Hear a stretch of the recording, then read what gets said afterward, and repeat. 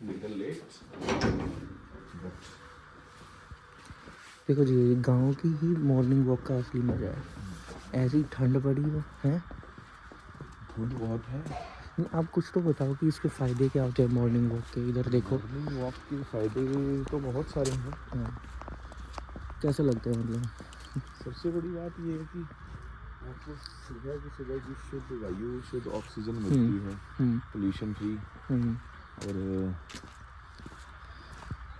सुबह उठना तो वैसे ही अच्छा होता है, अर्ली टू बेड। आप उन लोगों के लिए क्या बोलना चाहेंगे जो मतलब बिस्तर नहीं छोड़ते 8-8 जो 10-10 बिस्तर बजे नहीं तक? छोड़ते उनके लिए ये एक तरह से संदेश है कि एक बार उठ के बाहर देखें। हाँ, आप बाहर देखेंगे तभी आपको पता लगेगा कि बाहर कितना अच्छा वातावरण है।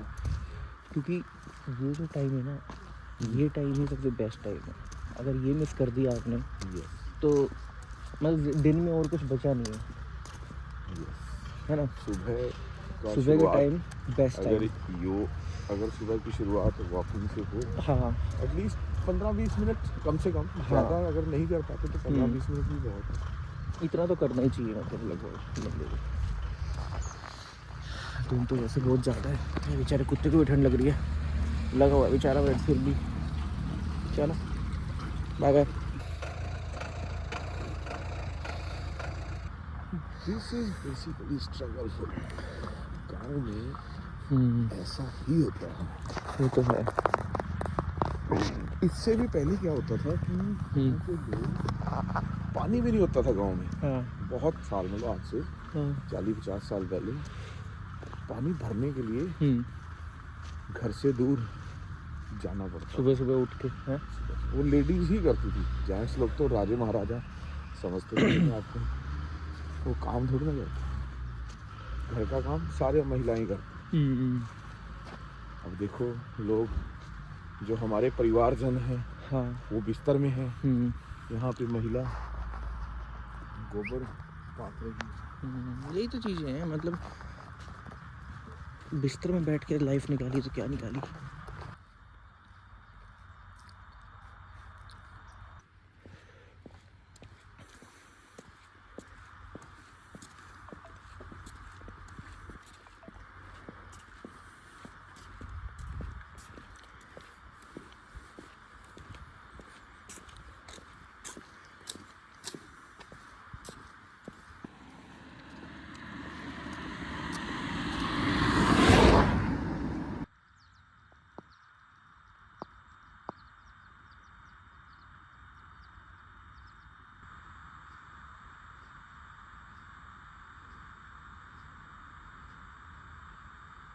ये प्राणायाम हमारे पेट को ठीक करता है।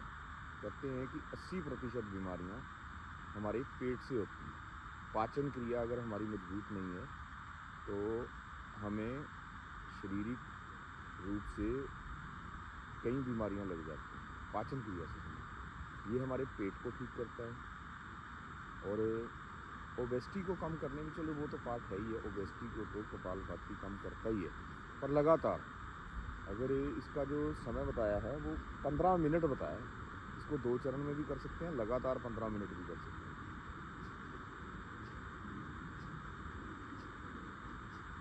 ये एक स्वस्थ व्यक्ति के लिए है। बाकी जिस हिसाब से आपका रोग है उस हिसाब से कपालभाति करना चाहिए। लेडीज़ के लिए बहुत फ़ायदेमंद है, गायनोकोलॉजिकल प्रॉब्लम्स के लिए, पुरुषों के लिए पुरुषार्थ बढ़ाने में ये बहुत मददगार है।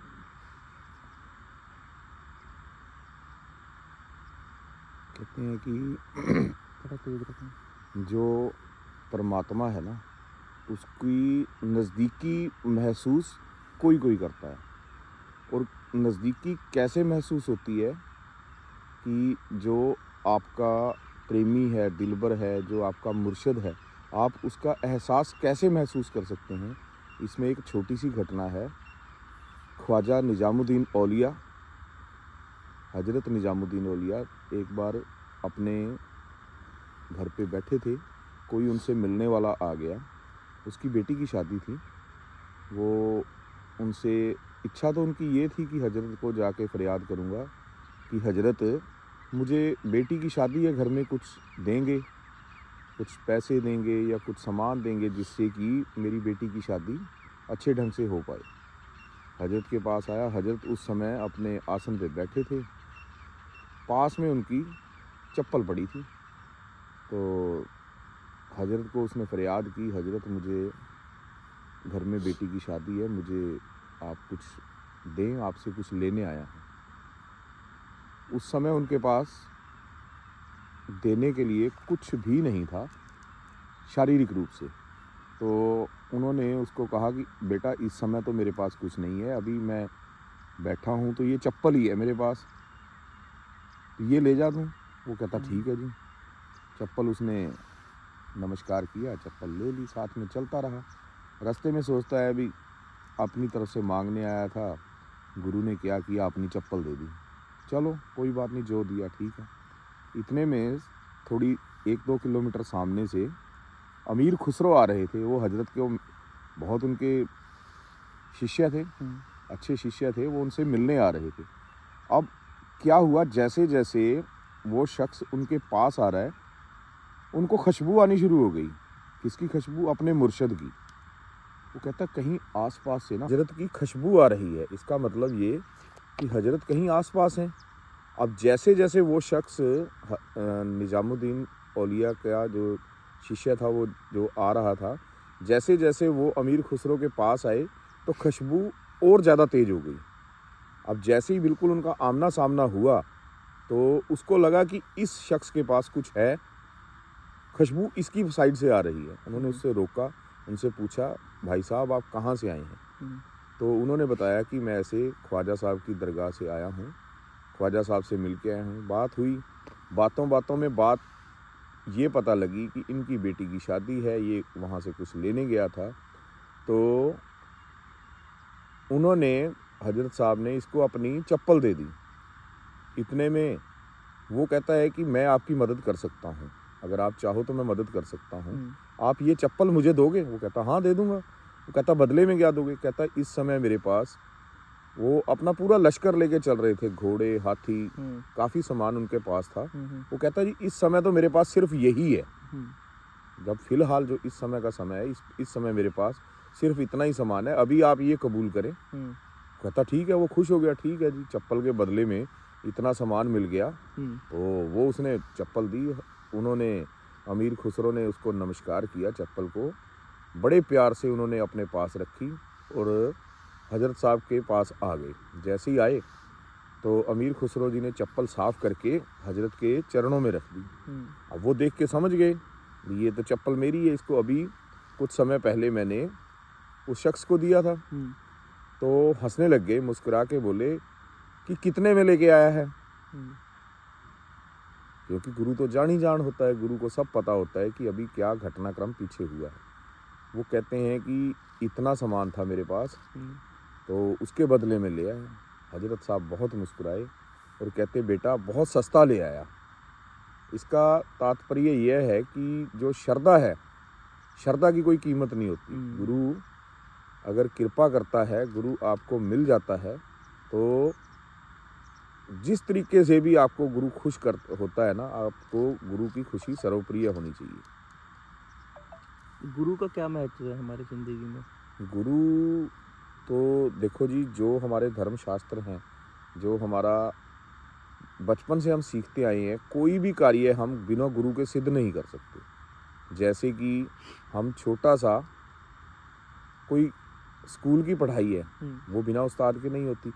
ठीक है, ऑनलाइन हो जाती है आजकल कोरोना के बाद, लेकिन फिर भी जो फिज़िकल टीचर है उसकी बहुत महत्वता होती है। इसी तरीके से जितने भी बड़े बड़े ऋषि मुनि हुए हैं, उन सब ने यही कहा है कि गुरु धारण करना चाहिए। गुरु इंसान को इंसान ही समझा सकता है ना।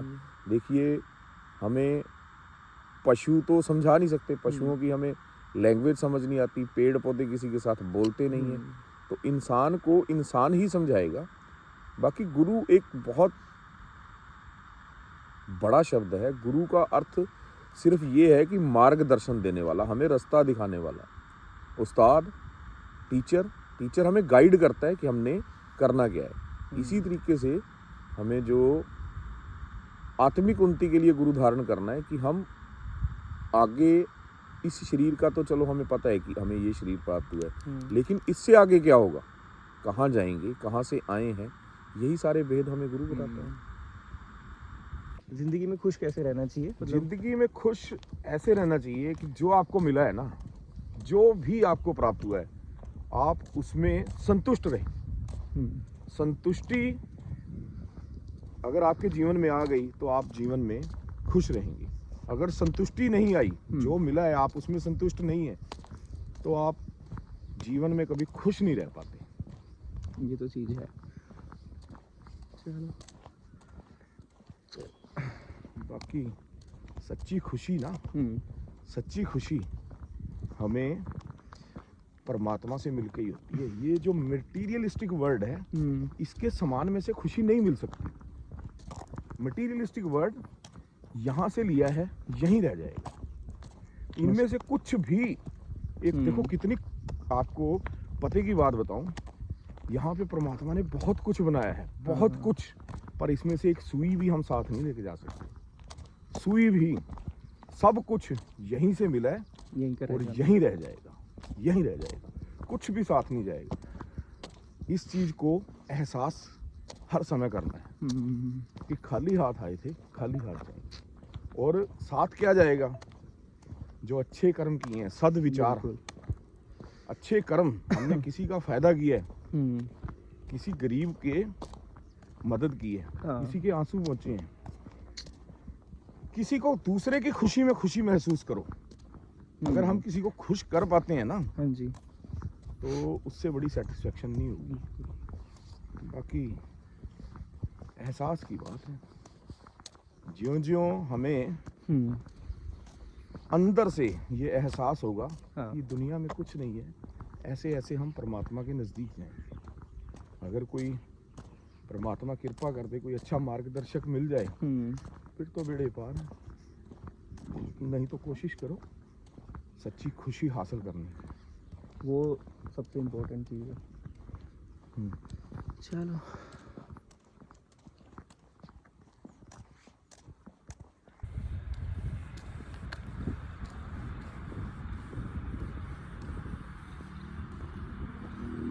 ऐसा लग रहा है जैसे बादल आ गया। पहले थोड़ा सा रोशनी सी थी, अब पूरा जैसे अंधेरा अंधेरा सा हो रहा है ना, है ना, पूरा अंधेरा सा बिल्कुल।